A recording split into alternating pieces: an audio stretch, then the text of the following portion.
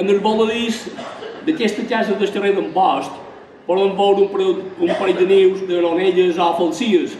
Respecte de les aronelles hi ha un parell de supersticions a Mallorca. Diuen que si una aronella fa el niu o acudeix en aquell niu 7 anys seguit, compareix màgicament una pedra de Santa Llúcia, que són aquestes pedres que trobem arran de la mà, que venen a ser tapadores de cornet, que se posaven dins els ulls per treure la bústia, que no són més que les tapadores d'un cornet de la mà. Bé, llavors deien que si que una petita aronella o una falsieta en terra, deien que havia ballat el llorer, popularment. Després hi havia una pràctica molt estesa que als infants, fins que feien 3 anys, els donaven de menjar un cor d'aronella i treure-li el cor de viu en viu i donen-li immediatament aquell cor cru, li donaven de menjar a un infant fins que havia fet 3 anys.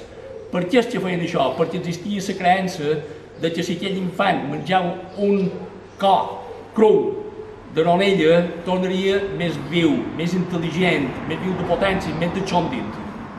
Bé, ara que hem passat pel carrer de Jaume II, de Manacor, i hem vist aquesta casa amb aquestes baldes tan polides, volien dir una cosa sobre les baldes de les portes.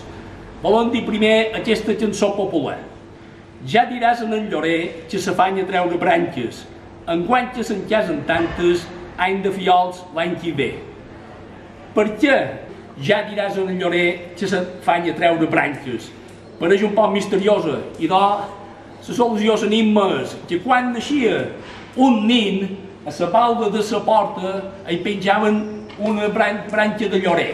I la gent que passava a veure la branca de llorer i sabia que havia nascut un nin. Si naixia una nina, posaven a la balda murta, i així la gent que passava sabia que en aquella casa havia nascut una nina.